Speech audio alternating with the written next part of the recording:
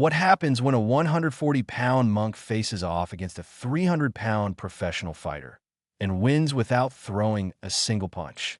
It sounds impossible, doesn't it? Like something straight out of a martial arts movie. But what I'm about to tell you actually happened, and the way it unfolded left an entire arena speechless, including the heavyweight champion who found himself flying through the air with just a gentle push. Welcome back to Tales of Wonder.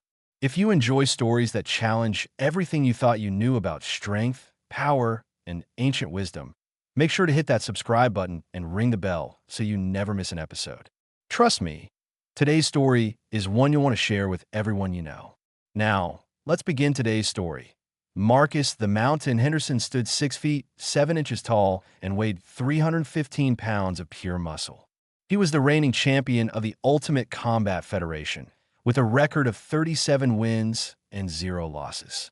His fists were registered weapons in 3 states, and his signature move, a devastating right hook called the Avalanche, had sent 14 opponents to the hospital and ended 11 careers.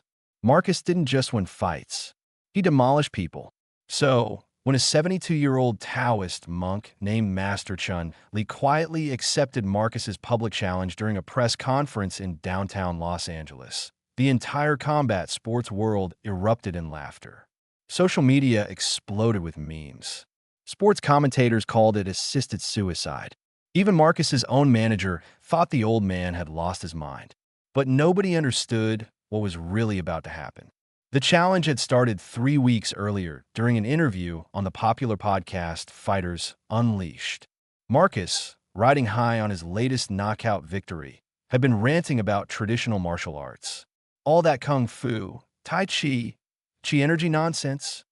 Marcus had laughed into the microphone, his voice dripping with contempt. It's all fake.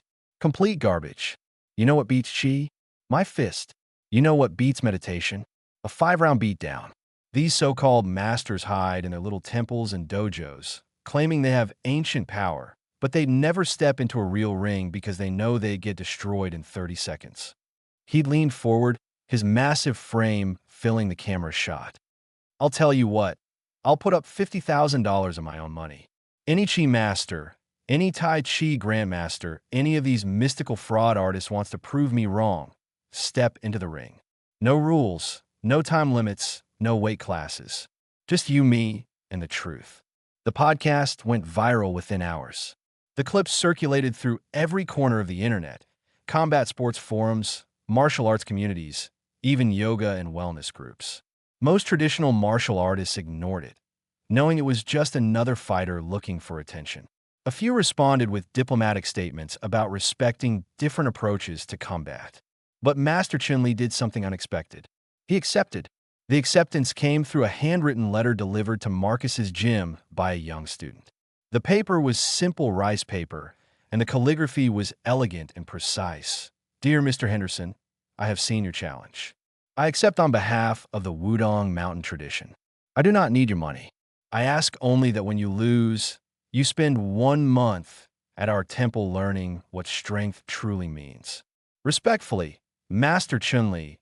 Marcus had laughed so hard he nearly choked on his protein shake. His manager, a slick promoter named Ricky Cabot, had immediately seen the dollar signs. This wasn't just a fight. This was a spectacle, a circus, a chance to make millions humiliating some delusional old man on pay-per-view. Within 2 weeks, they'd arranged everything. The Apex Arena in Las Vegas. 20,000 seats. A primetime Saturday night slot. Pay-per-view priced at $60. The promotion practically wrote itself. East meets West. The mountain versus the monk. Ancient mysticism versus modern brutality. The betting odds opened at Marcus 1 to 500. People weren't betting on whether Marcus would win, but how quickly he'd win and whether the monk would survive. 3 days before the fight, Master Chen Li arrived in Las Vegas. He came alone, carrying a single small bag, wearing simple gray robes and cloth shoes. No entourage, no trainers, no publicity team. He checked into a modest hotel 6 blocks from the Strip, declined all interview requests, and spent his time sitting in a small public park near a fountain, moving through slow, flowing Tai Chi forms while tourists took selfies and street performers played music. Jasmine Rodriguez, a reporter for Sports Weekly, managed to approach him on his second day in the park. She was one of the few journalists who'd actually researched Chen Li beyond his age and acceptance letter. Master Chen, she'd asked, genuinely curious rather than mocking. Why did you accept this challenge? You have nothing to prove. Marcus Henderson is a trained killer, literally. He's half your age and 3 times your size. What do you hope to accomplish? Master Chen had smiled, a warm, genuine smile that reached his eyes. His English was excellent, touched with only a slight accent. Miss Rodriguez, I accept because Mr. Henderson does not understand what he challenges. He sees strength only in size and force. He believes power comes from muscle and aggression. This is not wrong, but it is incomplete. He paused, watching the fountain water arc and fall. A river does not fight against a stone. It simply flows around it, and eventually the stone becomes smooth. I do not come to fight Mr. Henderson. I come to teach him something he has forgotten to learn. But he could seriously hurt you. He could kill you. Perhaps, Master Chen had acknowledged with a slight nod. Or perhaps he will learn that there are different kinds of strength. We shall see. The universe has its own wisdom. The response had made Jasmine deeply uneasy. She'd covered enough fights to know when someone was in over their head, and everything about this situation screamed danger. But there was something in the old monk's eyes, not delusion, not bravado, but a calm certainty that unsettled her more than any pre-fight trash talk she'd ever heard. Fight night arrived with all the grotesque spectacle Las Vegas could muster. The Apex Arena was packed to capacity. Signs throughout the crowd ranged from "Mountain Smash" to a handful that read "Respect all arts." The energy was electric, but underneath the excitement ran an uncomfortable undercurrent. Many people in the audience felt like they were about to witness something terrible, an old man being brutalized for entertainment. But the tickets had been purchased, the beer was flowing, and the spectacle demanded its due. Marcus entered first to thunderous pyrotechnics, rap music blasting at deafening volumes, and a video montage of his greatest knockouts playing on the Jumbotron. He was shirtless, his muscles oiled and gleaming under the arena lights, tattoos covering his arms and chest. He shadowboxed as he walked, throwing combinations that created audible whip cracks in the air. His corner team consisted of 8 people: trainers, cut men, nutritionists, sports psychologists. The crowd roared their approval. This was their champion, their mountain, their unstoppable force. Then Master Chen Li entered. The contrast was almost comical. No music, no lights, no entourage. Just an elderly man in simple white robes and black cloth shoes, walking calmly down the ramp as if heading to an afternoon tea ceremony. His gray hair was pulled back in a simple knot. His face was weathered but peaceful. He moved with a fluid grace that suggested decades of disciplined practice. But to the untrained eye, he looked like someone's grandfather who'd gotten lost on the way to a costume party. The crowd's reaction was mixed. Some laughter, some applause, many uncomfortable murmurs. Jasmine Rodriguez, watching from the press section, felt her stomach knot with dread. The referee called both fighters to the center of the ring. "Gentlemen," he said, though the formality seemed absurd given what everyone expected to happen. "We have no traditional rules tonight. This is an exhibition match. The fight continues until one fighter cannot continue, submits, or I determine it's too dangerous to proceed. Protect yourselves at all times. Touch gloves if you wish, return to your corners, and come out ready when the bell sounds." Marcus didn't offer his gloves. He stared down at Master Chen with undisguised contempt. "Last chance to walk away, old man," Marcus growled. "I don't want your death on my conscience, but if you're stupid enough to stay, I'm not holding back." Master Chen looked up at him, up because Marcus towered over him by more than a foot, and his expression was one of genuine compassion. "Thank you for your concern, Mr. Henderson," he said quietly. "I appreciate it, but I'm exactly where I need to be. I suggest you remember to breathe. It is important." Marcus snorted and returned to his corner, rolling his massive shoulders and shaking out his arms. His team clustered around him, shouting last-minute instructions that all amounted to the same thing: end this quickly. Master Chen returned to his corner alone, stood quietly, and closed his eyes. His lips moved silently, perhaps a prayer, perhaps a meditation, perhaps something else entirely. The bell rang. Marcus charged forward immediately, covering the distance across the ring in 3 massive strides. His intention was clear: overwhelm, intimidate, and finish this embarrassment as quickly as possible. He threw a probing jab, just testing, not even full power, that would have broken the orbital bone of anyone it connected with. Master Chen simply wasn't there. He'd moved, not dramatically, not with a big leap or roll, just a small, subtle shift of his body weight that left Marcus's fist cutting through empty air. The movement was so economical, so minimal, that it almost looked like Marcus had missed on his own. Marcus threw another jab, then a cross, then a hook. Each punch was faster, harder, angrier. The crowd heard the whoosh of air displacement, heard the leather gloves cutting through space with violent intent. Master Chen swayed, step shifted, never by more than a few inches, never appearing to rush. Each movement flows into the next as naturally as water finding its course. He wasn't running away or circling desperately. He was simply occupying the precise space where Marcus's fists were not. 45 seconds into the fight, Marcus hadn't landed a single clean shot, and the crowd began to quiet. This wasn't what they'd expected. Marcus's face darkened with frustration. He increased his pace, throwing combinations now: jab, jab, cross, hook, uppercut, the kind of flurries that had destroyed professional fighters. His massive frame moved with surprising speed, cutting off angles, trying to corner the old monk against the ropes. Master Chen flowed around him, through him, away from him. His feet barely seemed to leave the canvas. His breathing remained calm and even. His hands stayed relaxed at his sides, not even raised in a traditional guard. Stand still. Marcus roared and lunged forward with a wild overhand right that carried enough force to knock out a bull. That's when Master Chen touched him for the first time. It wasn't a punch, it wasn't a strike, it wasn't anything that looked remotely violent. As Marcus's massive arm came down, Master Chen simply stepped inside the arc of the punch, raised his right hand, and placed his palm gently against Marcus's extended shoulder, right at the joint where the shoulder met the chest, and pushed. It wasn't a shove. It wasn't a violent thrust. It was more like someone pushing open a door or guiding a child away from danger. Gentle, minimal, effortless. Marcus went flying backward across the ring. Not stumbling, not falling, flying. His 315-pound frame traveled 12 feet through the air before crashing into the opposite turnbuckle with an impact that shook the ring posts. He hit so hard that the entire ring structure vibrated. Photographers in the front row felt the shockwave. The arena went completely silent. Marcus stared in shock, unable to comprehend what had just happened. His team in the corner stared. The referee stared.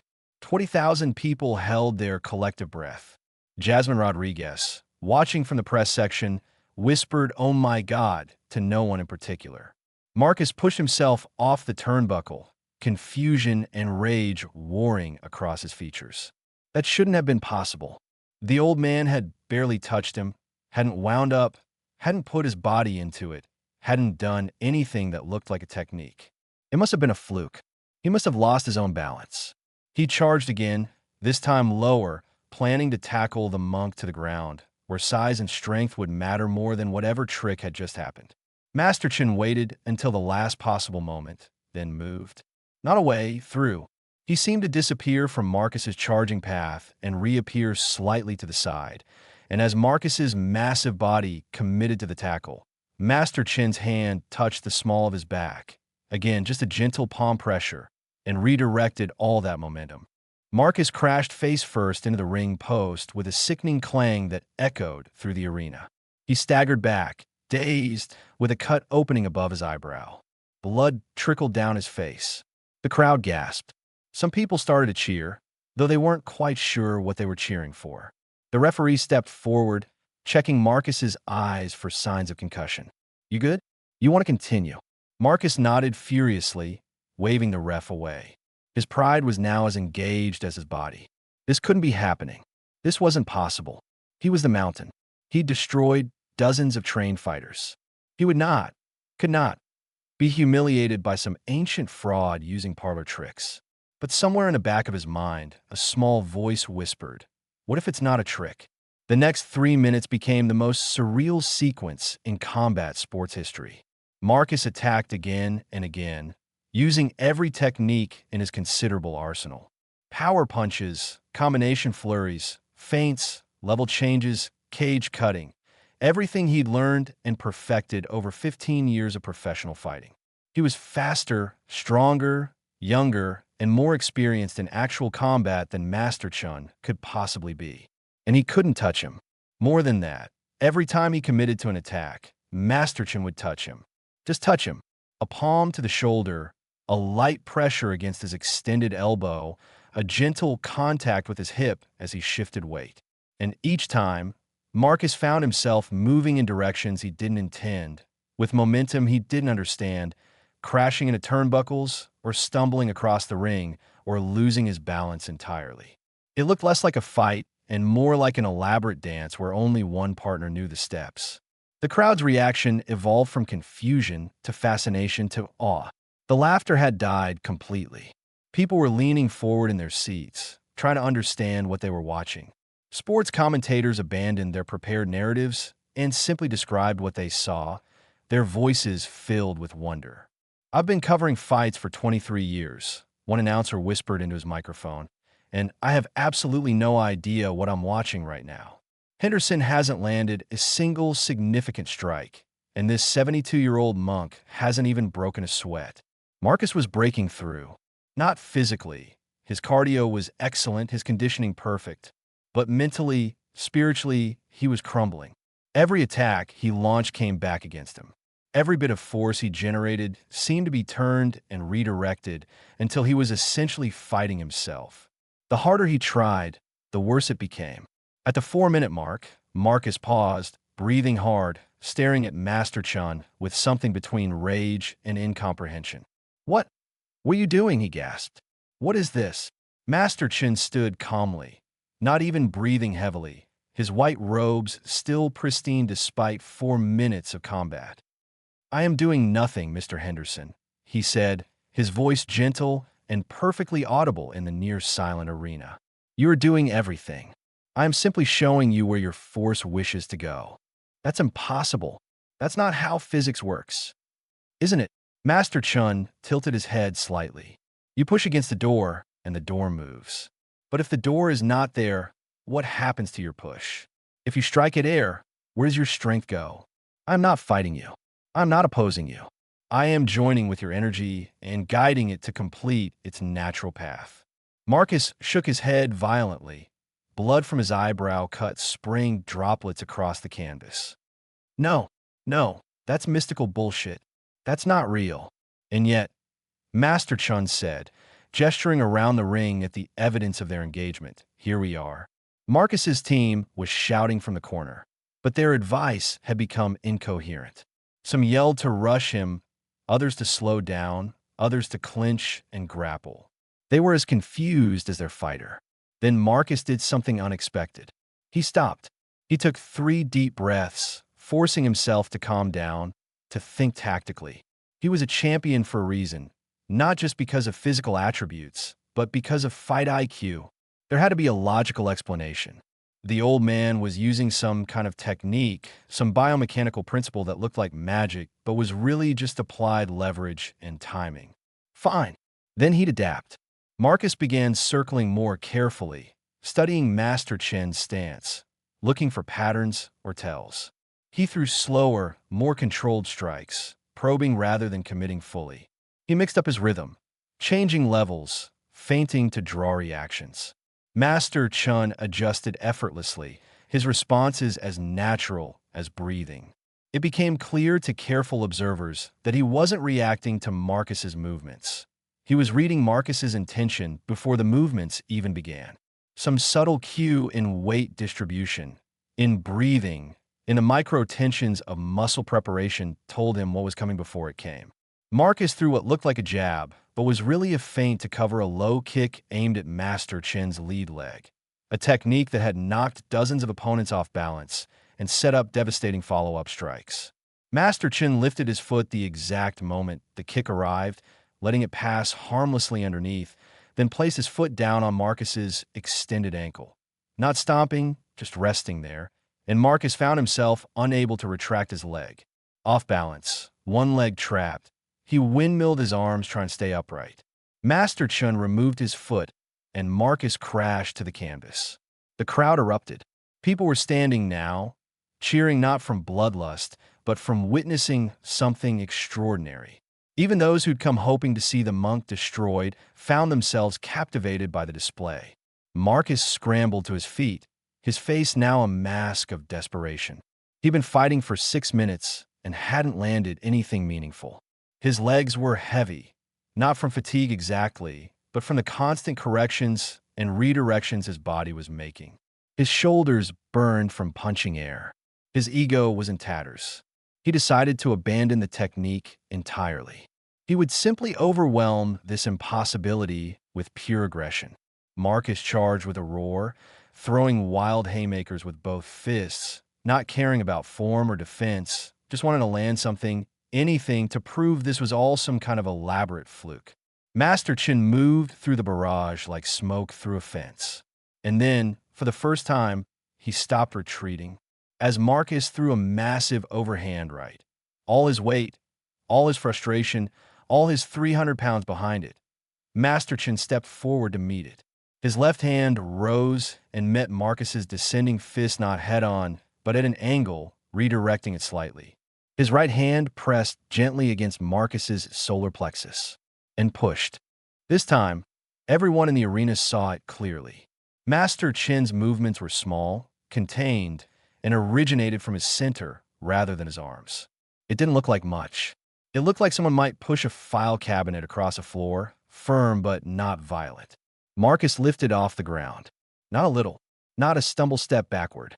He lifted off the ground and flew backward through the air, his massive body completely horizontal, arms and legs flailing, until he crashed into the ropes. The ropes caught him, catapulted him forward, and he landed face down on the canvas in the center of the ring. The referee immediately moved in, checking on Marcus, who lay stunned and gasping. The crowd was on their feet, the noise deafening. Not cheers or boos, but an overwhelmed roar of disbelief. Marcus pushed himself up to his hands and knees, shaking his head. He tried to stand, made it to one knee, then collapsed again. He wasn't knocked out. His eyes were open, tracking movement, but something in him was broken. Not physically, something deeper. The referee waved his arms, signaling the end of the fight. Medical personnel rushed into the ring.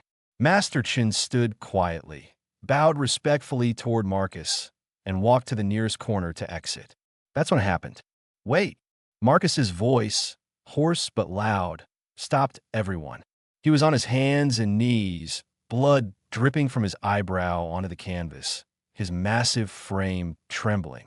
Medical personnel reached for him, but he waved them off. Wait! He repeated more quietly. Then, with tremendous effort, he pushed himself to his feet. He swayed for a moment, steadied himself, and walked toward Master Chen. The arena held its breath. Security personnel tensed, ready to intervene if the humiliated fighter decided to attack. Instead, Marcus knelt, right there in the center of the ring, in front of 20,000 people and millions watching on pay-per-view. Marcus the Mountain Henderson, 37-0, reigning champion, the man who'd called traditional martial arts mystical bullshit, knelt before the elderly monk and bowed his head. "Teach me," he said, his voice breaking. "Please. I don't understand what happened tonight, but I need to understand. I need to learn. I accept your terms. 1 month at your temple. 1 year. However long it takes. Just please teach me." The silence in the arena was absolute. Jasmine Rodriguez found tears streaming down her face and didn't bother to wipe them away. Master Chen placed his hand gently on Marcus's bowed head. "Stand up, Mr. Henderson," he said softly. "You have already begun learning. The hardest step is admitting you do not know. The second hardest is asking." You have taken both tonight. Of course, I will teach you. That is why I came. Marcus stood, and the two men embraced, the giant fighter and the tiny monk, while the crowd erupted in applause that lasted 5 full minutes. The aftermath was extraordinary. The fight, if it could be called that, broke every pay-per-view record in combat sports history. The video clips circulated globally within hours, analyzed frame by physicists, biomechanics experts, and martial artists. Debates raged on every platform. Was it real? Could it be explained by conventional physics? Was there some trick or collaboration? But the thousands of cameras and the crystal-clear footage showed the same thing from every angle. The 72-year-old man, using minimal movement and almost no apparent force, had systematically dismantled one of the most dangerous fighters in the world. 3 days after the fight, Marcus checked himself out of the hospital. They kept him for observation, though he had only minor injuries, and flew with Master Chen to a remote Taoist temple in the Wudong Mountains of China. Jasmine Rodriguez was the only journalist he agreed to speak with before leaving. "I thought I understood strength," Marcus told her at the airport, his face still bearing the bruises from his encounter with the ring posts. "I thought it was about muscle, training, technique, and those things matter. But Master Chen showed me there's something I completely missed, something about using energy rather than opposing it, about being soft to overcome hardness, about—" He struggled for words. "I don't know how to explain it yet, but I felt it. When he pushed me that last time, I felt like he wasn't pushing me at all. Like he somehow connected with the force I was already creating and just completed it, amplified it, redirected it back. Are you worried people will think you through the fight?" Jasmine asked. "There are already conspiracy theories online." Marcus laughed, a genuine, humble laugh that sounded nothing like his pre-fight arrogance. "Let them think whatever they want. I know what happened to me in that ring. I came face to face with something I didn't believe existed, and it didn't just beat me, it offered to teach me. That's not a conspiracy. That's a gift." Master Chen, standing nearby with his small travel bag, added his own perspective. "Mr. Henderson came into that ring believing strength is about domination. He will leave our temple understanding that true strength is about harmony. The mountain does not stand through force. It stands through being deeply rooted and flexible enough to weather any storm. This is what he will learn, not how to win fights, but how to be in balance with the world." "And the $50,000? Jasmine asked. "Your original wager?" Master Chen waved dismissively. "We need no money. However, Mr. Henderson has agreed to donate it to a program that teaches Tai Chi to elderly people in underserved communities. Perhaps they, too, will discover that power is not what they imagined." The two men departed together, the champion who'd learned humility and the master who'd never needed to prove anything. 6 months later, Marcus returned to Las Vegas. He held a press conference at the same venue where he'd fought Master Chen. The room was packed with journalists, fighters, and curious onlookers. Marcus looked different, not weaker, but somehow more settled, more centered. He moved with a fluid grace that hadn't been there before. "I'm not here to announce my comeback," he began, and the room stirred with surprise. "I'm here to announce my transformation. I spent 6 months at the Wudong Temple, and Master Chen taught me things that will take the rest of my life to fully understand. I learned that the chi I mocked as mystical bullshit is actually just biomechanics and physics applied with thousands of years of refinement. I learned that you can't fight water by being harder. You have to learn to flow with it. I learned that breathing correctly is more important than any punch." He paused, smiling. "I also learned I was kind of an asshole." The room erupted in laughter. "So, here's what I'm doing. I'm retiring from professional fighting. Not because I'm afraid. I could come back and probably still win against most people. However, I no longer need to. Winning fights was how I proved I was strong. Now I know strength doesn't need to prove anything." He gestured to the side of the room, where Master Chen stood quietly, having flown in as a surprise guest. "Master Chen is opening a school here in Las Vegas. A real school, teaching real techniques to anyone who wants to learn. And I'm going to be his first American instructor. We're going to teach Tai Chi, Qigong, and push hands to anyone interested, from professional fighters who want to add new dimensions to their game, to elderly individuals who simply want to move better, to children who need to learn discipline. All the prize money from our exhibition, which was substantial, is going into this school. Jasmine Rodriguez, who'd been following the story from the beginning, raised her hand. Marcus, that night in the ring, Master Chen pushed you, really pushed you, and you flew backward. I watched that clip 1,000 times. How'd he do that? What's the real explanation? Marcus grinned. You want the technical answer? Master Chen timed his push to match the moment when all my weight was committed forward, my center of balance was compromised, and my own force had nowhere to go. He redirected my energy vector by approximately 43 degrees, which, combined with my momentum and the angle of contact, created a resultant force that he stopped laughing. Honestly, even after 6 months of training, I still don't fully get it. It's like asking someone to explain exactly how they ride a bicycle. You can describe the physics, but until you feel it, you don't really know. Master Chen stepped forward, adding his perspective. In Chinese, we call it Tingjin, listening energy. You feel where the opponent's force wants to go, and you simply help it get there. Mr. Henderson pushed himself backward. I merely suggested the direction. This is not supernatural. It is natural. Water flowing downhill is not magic. It is simply water doing what water does. I helped Mr. Henderson's energy do what it wanted to do. But it looked impossible, another reporter insisted. Many things look impossible until you understand them, Master Chen replied. Once, flying through the air in metal tubes looked impossible.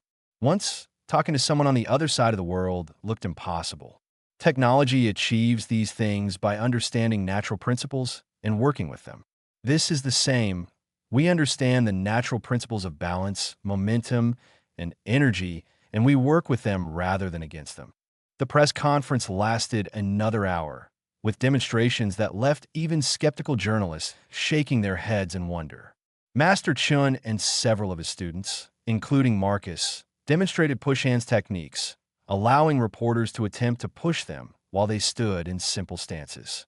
Time and again, journalists found themselves stumbling or being gently redirected, unable to move practitioners who seemed to weigh nothing and everything simultaneously. The school opened 3 months later to overwhelming interest. Professional MMA fighters began incorporating Tai Chi principles into their training. Physical therapists started referring patients to learn proper body mechanics. The waiting list for classes stretched 6 months long. And Marcus? He never fought professionally again. He became one of the most sought-after instructors in martial arts, not because he could destroy opponents, but because he understood both worlds, the world of modern combat sports and the world of ancient principles. He became a bridge, translating concepts that had seemed mystical into language that modern fighters could understand and apply. 2 years after the infamous exhibition, Marcus and Master Chen were invited to speak at a major sports medicine conference. During the Q&A session, a young doctor asked the question many had wondered. Master Chen, you're 74 years old now. You've proven your abilities beyond doubt. But realistically, there must be limits, right? What happens when someone is just too big, too strong, too much for these techniques to work? What's the threshold where physics and biology say this far and no further? Master Chen smiled. That same warm smile that had unsettled Jasmine Rodriguez years earlier. You asked a good question. Yes, there are limits. I cannot push away a mountain, nor can I redirect a tsunami. But here is what people misunderstand. The question is not whether I am strong enough to move someone large. The question is whether they are balanced enough to resist their own momentum. Size creates more force, yes, but also more momentum to redirect. The larger the fighter, the more energy they generate, the more energy there is to work with. He paused, then added with a twinkle in his eye, besides, the universe has a sense of humor. It makes the biggest fighters believe in their own force the most, which makes them the easiest to redirect. The truly dangerous opponent is not the strongest or the largest.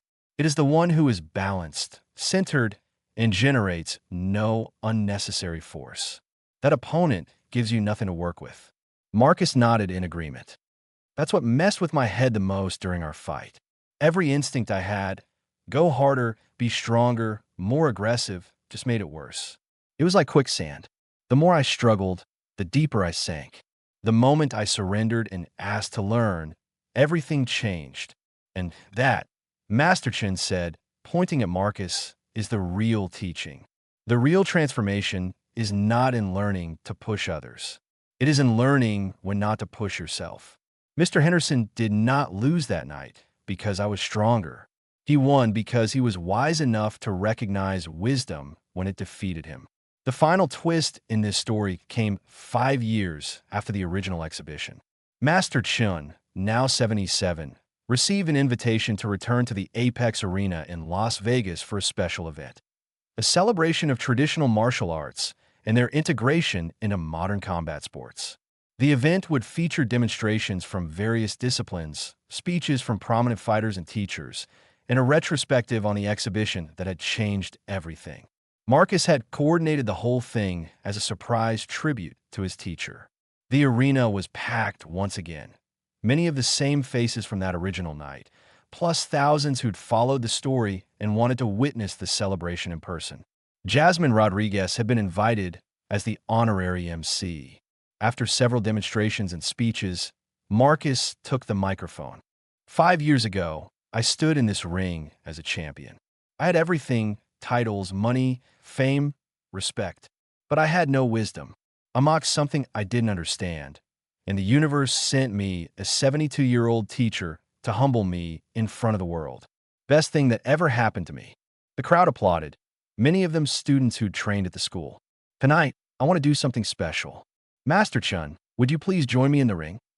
Master Chen, looking frail but spry, climbed through the ropes with Marcus's assistance. The crowd stood and applauded for 5 solid minutes. When the noise finally died down, Marcus continued. Master Chen taught me that strength is not about domination, but harmony. He taught me that true power is gentle. He taught me that the softest substance, water, can cut through the hardest stone, given enough patience and persistence. And he taught me that being defeated is often the beginning of real victory. He paused, then gestured to the entrance ramp, where a large group of people had assembled. These are just some of the people whose lives Master Chen has touched. In the front row, you'll see 7 professional MMA fighters who now incorporate Tai Chi principles into their training. Behind them are 12 physical therapists who use these techniques to help people recover from injuries. Behind them are 37 elderly students who have regained mobility and confidence they thought they'd lost forever. Behind them are 53 children from underserved communities who are learning discipline, respect, and how to be strong without being violent. As he spoke, the people he mentioned waved or stepped forward. The crowd continued applauding. And in the very back, Marcus said, his voice thick with emotion, wearing the red shirt, is my father. My father, who never understood why I fought, who begged me to find something else to do with my life, who thought I was throwing away my intelligence and education to get punched for money. Dad, can you come down here? An older man in his 60s, looking uncomfortable with the attention, made his way to the ring. Marcus helped him through the ropes. Everyone, this is James Henderson, my dad. And Dad, I want you to know you were right. Fighting was never the answer. But I had to learn that the hard way. Master Chen helped me find what you always wanted me to find, a purpose beyond proving myself. Marcus turned back to Master Chen, and to everyone's surprise, he bowed deeply. The full traditional bow, forehead nearly touching the canvas. Thank you, teacher, for seeing something in me worth teaching. Thank you for accepting my challenge, even though you had nothing to prove. Thank you for pushing me out of my own way. Master Chen helped Marcus stand and embraced him. Then he took the microphone. I have something to confess, he said, his voice carrying clearly through the arena sound system. Something I have not told anyone, not even Marcus. The arena went silent. Jasmine Rodriguez leaned forward from her seat. That night 5 years ago, when I accepted Mr. Henderson's challenge, I was dying. Gasps rippled through the crowd. Marcus stared at his teacher in shock. I had cancer. Stage 4. The doctors in China, gave me perhaps 6 months. I was preparing to die peacefully in the mountains. But then I saw Mr. Henderson's challenge on the internet. My young students showed me the video, and I saw something. I saw a young man with tremendous power and no wisdom. I saw someone who needed teaching more than anything else in his life, but would never seek it out because he believed he already knew everything. Master Chen smiled. So I made a choice. Rather than die quietly, I would use what time I had left to teach one last lesson. If I died in that ring, perhaps the lesson would be even stronger, that arrogance and force are not enough against the wisdom of centuries. If I survived, perhaps Mr. Henderson would learn humility. Either way, the teaching would happen. Tears streamed down Marcus's face. His father put a hand on his shoulder. But here is the beautiful surprise, Master Chen continued. When I began training Mr. Henderson, when I saw his genuine desire to learn, when I felt his heart open to wisdom, I felt something shift in my own body. The cancer, which had been spreading, stopped growing. It began shrinking. My doctors called it spontaneous remission, a medical mystery. I call it the universe rewarding teaching. He paused, letting the information settle. I'm 77 years old now. My cancer has been in complete remission for 4 years. My doctors say I may live another decade or more. And I have Marcus to thank for this. He gave me a reason to keep fighting, not with fists, but with wisdom. He reminded me that teaching is the greatest form of living. The arena erupted. People weren't just applauding anymore. They were crying, cheering, embracing each other. The story had transcended combat sports entirely and become something else, a testament to the transformative power of humility, wisdom, and the courage to admit when you're wrong. Jasmine Rodriguez watched the scene unfold, her journalist's mind already composing the article that would win her a Pulitzer Prize for feature writing. But more than that, she felt privileged to have witnessed the entire arc of this extraordinary story. So, here's what I want to know. If you discovered that something you believed in with absolute certainty was completely wrong, and someone offered to teach you the truth at the cost of your ego, would you have the courage to accept? If this story moved you, hit that like button. It really helps others discover these incredible, true stories. Drop a comment below and tell me, what's one belief you've held that got completely turned upside down? I read every single comment, and your stories often inspire future episodes. And if you haven't already, make sure to subscribe and hit that notification bell. We bring you stories like this every week. Tales of unexpected wisdom, humble defeats, and transformations that remind us we never stop learning. Thank you so much for watching. Keep an open mind, stay humble, and remember, sometimes the strongest thing you can do is admit you were wrong. See you in the next video.